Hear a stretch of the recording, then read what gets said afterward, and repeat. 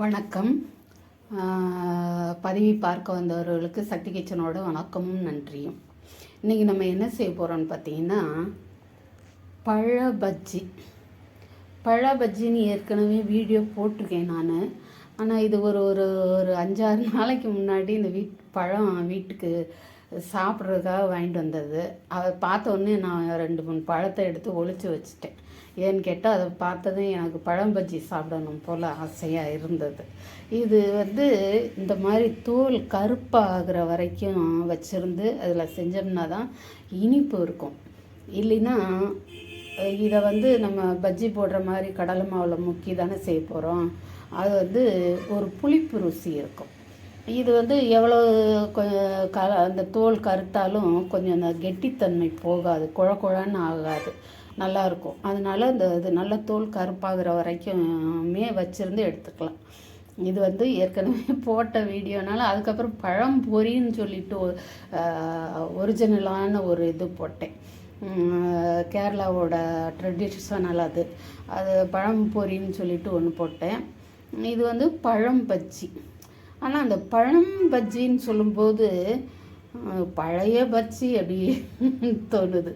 பழம்னா பழமையான அந்த மாதிரினா, அதனால் இதை நம்ம பழ பஜ்ஜின்னு சொல்லுவோம். சில நேந்திரம்பழ பஜ்ஜி அந்த மாதிரி செய்வோம். இதுக்கு என்னென்ன தேவைன்னா, இப்போ நான் 3 பழம் எடுத்திருக்கேன். அதில் எத்தனை 2 உபயோகப்படுத்த போகிறேன்னா இல்லை 3மா என்னன்னு தெரியல. அதை நம்ம கரைக்கிற மாவை பொறுத்து வச்சு பார்த்துக்குருவோம். இதுக்கு கடலை மாவையும் எடுத்து வச்சுருக்கேன். அப்புறம் இந்த கடலை மாவோட நமக்கு கொஞ்சம் பச்சரிசி மாவும் சேர்த்துக்கிற போகிறோம். இதில் பார்த்திங்கன்னா மிளகாய் பொடி கொஞ்சம் தான் சேர்த்துருக்கேன் நான். ரொம்ப காரம் ஆகாது நமக்கு. அதோட கொஞ்சம் உப்பு, இது 2 சேர்த்து வச்சுருக்கேன்.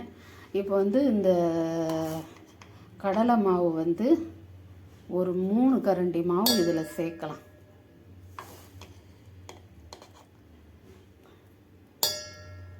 நான் இதில் சோடாப்பு கலக்க மாட்டேன். சோடா மாவு கலக்கலைன்னா எப்படி இருக்குமோ அந்த மாதிரி தான் இது இருக்கும். அதுக்கு பதிலாக நம்ம அரிசி மாவு எப்பவும் பஜ்ஜியில் கலந்தோம்னா அதுவே மொறுமொறுப்புக்காகத்தான் கலக்கிறோம். அதனால் சோடா மாவு தேவையில்லைன்னு தான் நான் நினைக்கிறேன். 3 கரண்டி போட்டிருக்கேன், போதும்னு நினைக்கிறேன். போதும். அந்த கடலை மாவோட 1 கரண்டி பச்சரிசி மாவு சேர்த்துக்கிறேன்.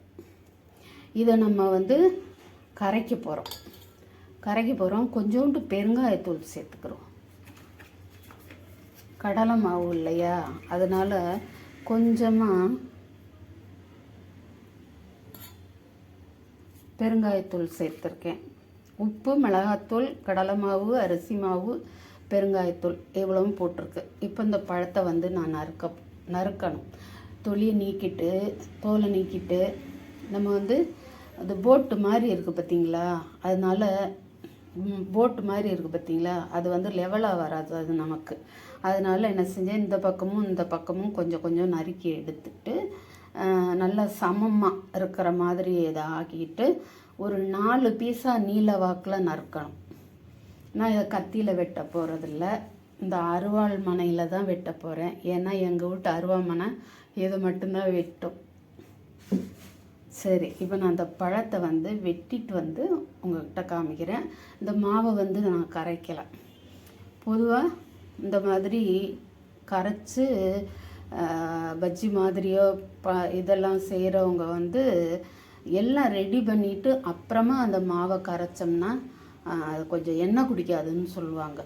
இல்லைன்னா கரைச்சி கொஞ்சம் நேரம் ஆச்சுன்னா புளிப்புத்தன்மை கூடி அது எண்ணெய் குடிக்கும் அப்படின்னு சொல்லுவாங்க. அதனால் இந்த பழத்தை நறுக்கிட்டு அதுக்கப்புறம் எண்ணெய் காய வச்சுட்டு நம்ம மாவை கரைக்கலாம். சொல்ல மறந்துட்டேன், நான் இன்றைக்கி செய்ய போகிறது ஒரு ஸ்வீட் மட்டும் இல்லை, இது ஸ்வீட்டாக இருக்கும். ஒரு காரமும் செய்ய போகிறேன். அது காரம் என்னன்னு அப்புறம் பார்க்கலாம். இப்போ இந்த பார்த்திங்கன்னா பழ பஜ்ஜிக்கு நான் அருவாமனையிலேயே வெட்டிட்டு வந்துட்டேன்.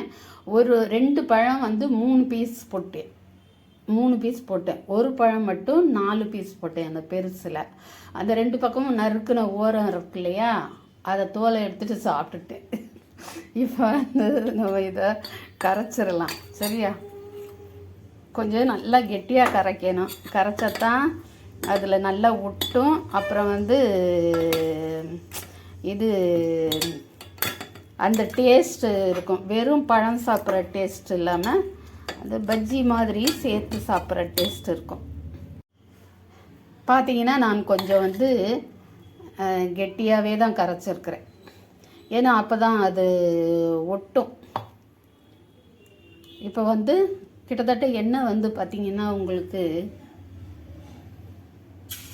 காஞ்சிருச்சு இல்லையா? அதனால நம்ம வந்து இப்போ தாராளமாக தைரியமாக நல்லா பூந்தி மாதிரியே வந்துருக்கு பாருங்க. எடுக்கலாம், பஜ்ஜி போட ஆரம்பிக்கலாம்.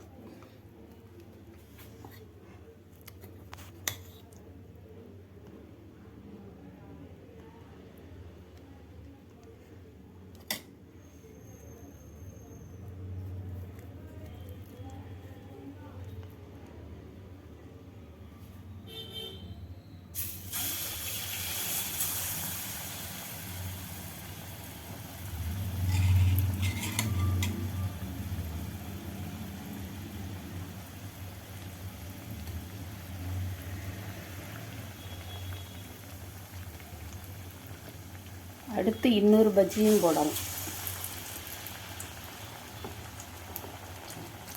இந்த வடியாமல் போடுறதுக்கு ஒரு ட்ரிக்கு சொல்லுவாங்க, அது மறந்துட்டேன் நான். இப்போ பாருங்கள், ஸ்டவ்வு எல்லாம் வடிச்சிட்டேன்.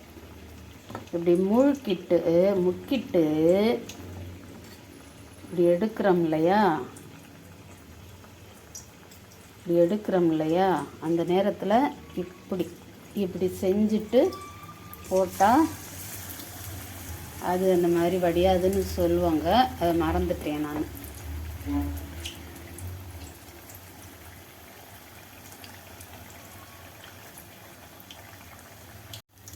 இப்போ வந்து நான் கையை கழுவிட்டு வந்து பெரட்டி போட்டேன் பஜ்ஜி வந்து கொஞ்சம் உங்களுக்கு வந்து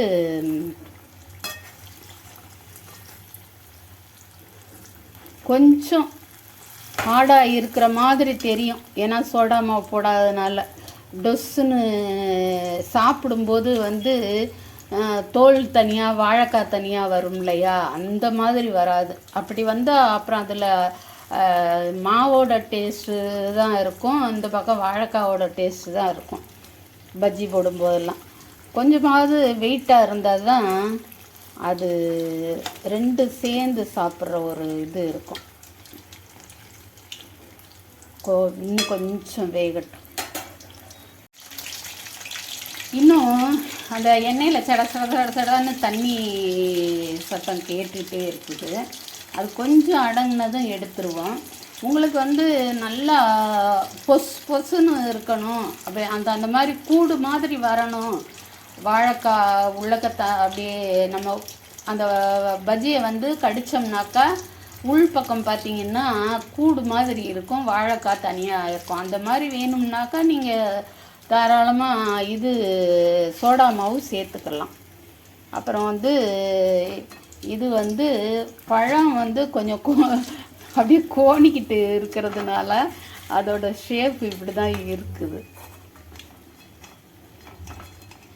எப்படி இருந்தால் என்னங்க, கடிச்சு தான் சாப்பிட போகிறோம் இல்லையா?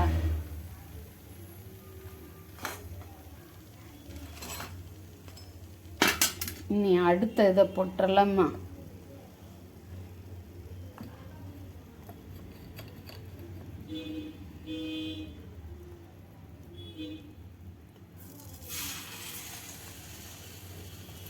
அந்த பழத்தை வந்து நம்ம எடுக்கும்போது அப்படியே அந்த கிண்ணத்தில் வந்து இப்படி தடவிட்டு உள்ளே போயிடுச்சு. எடுத்தோம்னாக்கா போடும்போது வடியாது.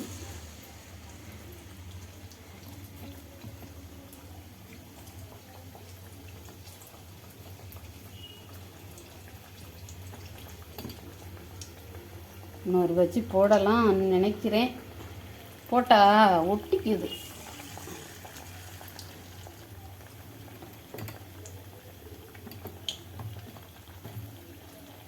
கொஞ்சம் எண்ணெயோட ஹீட்டு கொஞ்சம் குறைஞ்சிருக்குது. நான் இப்போ கொஞ்சம் கூட்டி வச்சுருக்கிறேன். மொத்தம் பார்த்தீங்கன்னா 10 பஜ்ஜி. 10 பஜ்ஜியில் 1 2 3 4 5 6 7 இருக்கா. இன்னும் 2 வந்து இதில் கிடக்குது, மாவில் கிடக்குது. 9ஆச்சு. அப்போ இன்னொன்று எங்கன்னு கேட்டிங்கன்னா உங்களுக்கு சொல்லாமல் முதல்ல எடுத்து தின்னு பார்த்துட்டேன். பயங்கர சாஃப்ட், சூப்பர் சாஃப்ட்டு.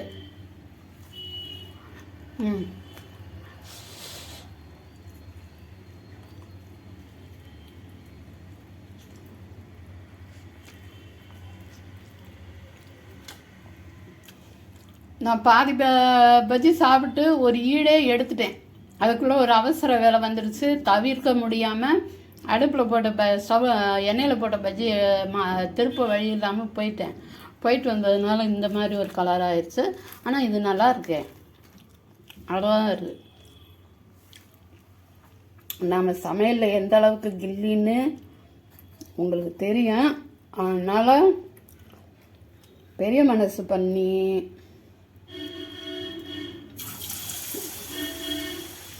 நீ எல்லாம் என்ன சமைக்கிறேன்னு திட்டக்கூடாது, அவ்வளோதான் சொல்லிட்டேன். அவ்வளோதான். இந்த இதோட ஸ்வீட் முடிஞ்சிச்சு. நீ அடுத்து காரம் செய்யணும். நான் இதையும் எடுத்துகிட்டு காமிக்கிறேன். இந்த பலகார வகைகளில் நான் கொஞ்சம் சொதப்ப தான் செய்வேன். ஏன்னா வீட்டில் சமையல் கூட தெரியாமல் வந்தவ. இப்போ பாருங்கள், அந்த ரெண்டாவது அந்த நல்லா செவந்து எடுத்தோம்ல அந்த பஜ்ஜி பார்த்தீங்கன்னா அந்த பாருங்கள் கூடு மாதிரியே இருக்குது பாருங்கள். அப்படியே ரெண்டாவதான உடனே ஒரு கூடு மாதிரி இருக்குது, உள்ள பழம் இருக்குது. அப்போ இன்னும் கொஞ்சம் அந்த மாதிரி செவக்க எடுத்தால் நல்லா இருக்கும் போல் இருக்குது. அதனால தான் இப்போ போட்டதை செவக்க விட்டுருக்குறேன். நீங்கள் வந்து என்னைய பார்த்து சமையல் கற்றுக்கிறோன்னு நினைக்க வேணாம். எப்படி செய்யக்கூடாதுங்கிறத ஒரு சிலது கற்றுக்கிறலாம், எப்படி செய்யக்கூடாதுன்னு. ஆளும் அதுக்காக ஒரேடியாக நான் எதுவுமே தெரியாதவ கிடையாது. நான் முன்னாடிலாம் செஞ்ச அவள் செய்த இவள் செய்த அவல் லட்டு, ரவா லட்டு, இன்னும் பனை ஓலை குழக்கட்டை, இந்த மாதிரி நிறைய வீடியோ ஆரம்ப காலகட்டங்களில் போட்ட வீடியோலாம் ரொம்ப சூப்பராக இருந்துருக்கும். அதெல்லாம் கொஞ்சம் போய் பாருங்கள். அப்புறம் வந்து இன்னும் கொஞ்சம் நேரம் சென்று இது நல்ல செவப்பாக வந்திருக்கு, நல்லாயிருக்கும்னு நினைக்கிறேன். கொஞ்சம் நேரம் சென்று சாப்பிட போகிறேன். மதிய சாப்பாடு பசிக்குது.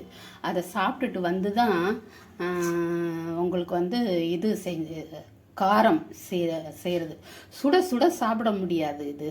அதனால் சும்மா ஆறட்டுமே, அதனால என்ன இருக்குது, சூடாக பஜ்ஜியை போட்டுக்கிட்டு நாக்கு இந்த பக்கம் போனால் அந்த பக்கம் தள்ளுது, அந்த பக்கம் போனால் நாக்கு இந்த பக்கம் தள்ளுது.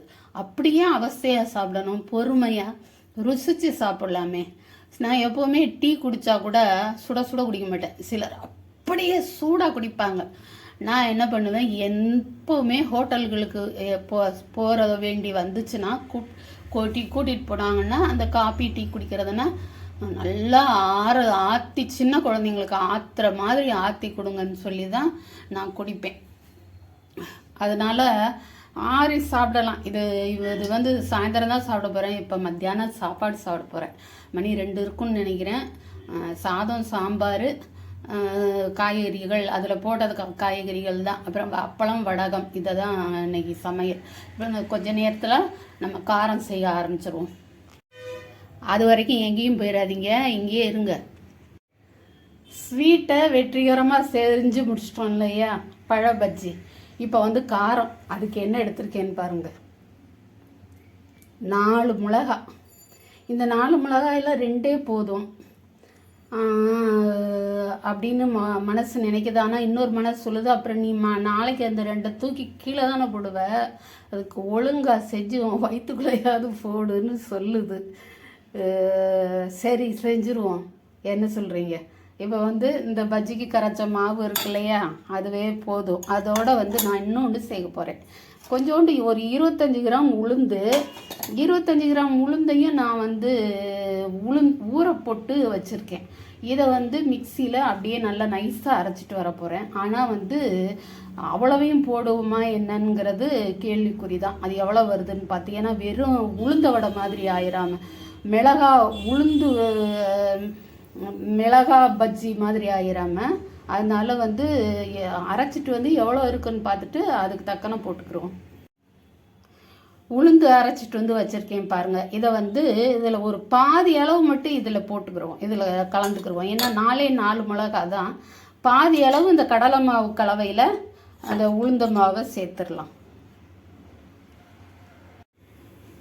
இப்போ நம்ம வந்து இனிப்பு ஸ்வீட் பஜ்ஜி சுட்டதுலேயே கொஞ்சம் உளுந்து அரைச்சி போட்டிருக்கோம். கொஞ்சம் பத்தாது இல்லையா, அந்த உளுந்து அரைச்சி போட்டதுனால ஒரு சிட்டிகை உப்பு போட்டிருக்கேன்.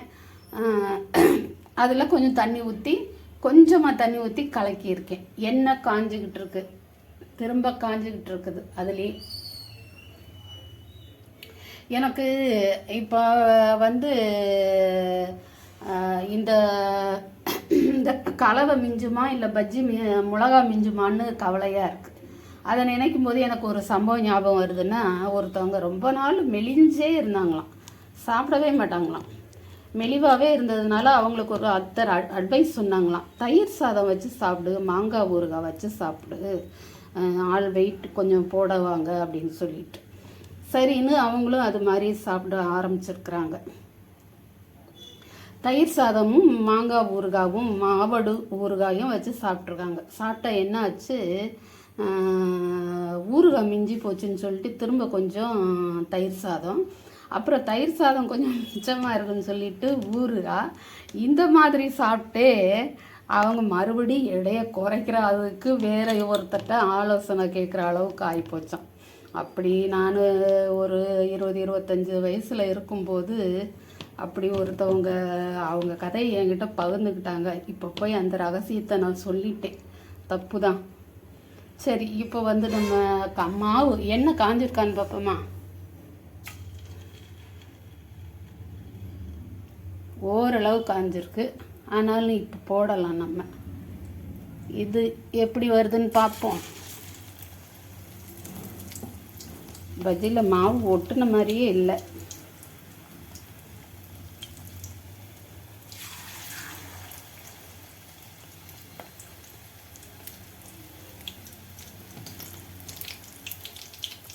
பழ பஜ்ஜியில் ஒரு 4-5 வயிற்றுக்குள்ளே போயிடுச்சு.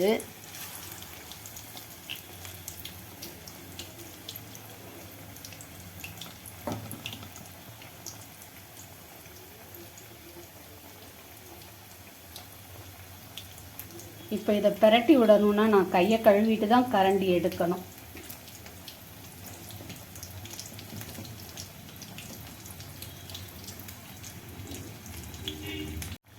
கலர் நல்லா வந்துருச்சு பாருங்க, அப்படியே எடுத்துடலாம்.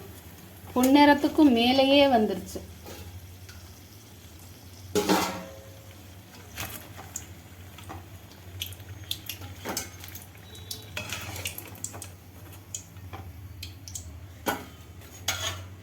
இன்னும் அடுத்ததை போட்டுருவோமா.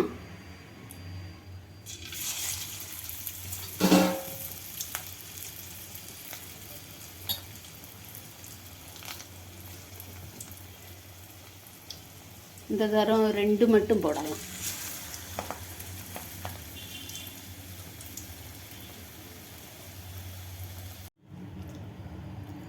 ஒரு வழியா பழ பஜ்ஜியும் மிளகா பஜ்ஜியும் செஞ்சு முடிச்சிட்டேன். அதாவது இனிப்பும் காரமும், ஸ்வீட் காரம், காப்பி இல்லை டீ. ஒரு மிளகா பிஞ்சு போச்சு, அதனால அதை 2 பீஸாக போட்டிருக்கேன். அப்புறம் பார்த்திங்கன்னா இந்த மாதிரி டிஃபன் எல்லாம் செஞ்சு சாப்பிட்ற பழக்கமெல்லாம் நமக்கு கிடையாது. உங்களுக்காக தான் செஞ்சுருக்கேன். கிட்டக்க இருந்தால் வந்து சாப்பிடுங்க, இல்லை தூரம் முடியலன்னு சொன்னால் நம்ம எப்போ சந்திக்கிறோமோ அன்னைக்கு உங்களுக்கு என்ன வேணுமோ வாங்கி தர்றேன். நீங்கள் வந்து புதுசாக நம்ம சேனலை பார்க்குறவங்களா இருந்தால் ஒரு சப்ஸ்கிரைப் போட்டுருங்க. அப்புறம் இந்த லைக்குன்னு சொல்கிறாங்க பாருங்க, அது என் சேனல் என்னன்னே கண்டுக்கிட்டது இல்லைங்க. அது அறியாத பிள்ளையாக இருக்குது. தயவுசெய்து ஒரு லைக் போட்டு போனால் என்ன, உங்கள் காட்டில் மழை பெய்யாமலா போகுது, அதெல்லாம் நல்லா பெய்யும், வளமாக நலமாக இருப்பீங்க. ஒரு லைக் போட்டுருங்க. புதுசாக வந்தவங்க சப்ஸ்கிரைப் பண்ணிடுங்க. ஏய், காரி துப்புறதுக்குள்ளே கடையை சாத்துன்னு மனசாட்சி சொல்லுது. அதுக்கு என்ன, நான் உங்ககிட்ட பேசிகிட்டு இருக்கேன், அதுக்கு என்ன வலிக்குது என்ன? ஒரு லைக் போட்டுருங்க, சப்ஸ்கிரைப் பண்ணிடுங்க. அப்புறம் உங்களால் என்ன முடியுமோ அதை அந்த சேனலுக்கு செஞ்சுருங்க. அவ்வளோதான். இனி அடுத்த ஒரு வீடியோவில் உங்களை ஏதாவது ஒரு விஷயத்தோடு சந்திக்கிறேன். அது வரைக்கும் நன்றி, வணக்கம். போயிட்டு வரட்டுமா? ஸ்வீட், காரம், காஃபி இல்லை, டீ.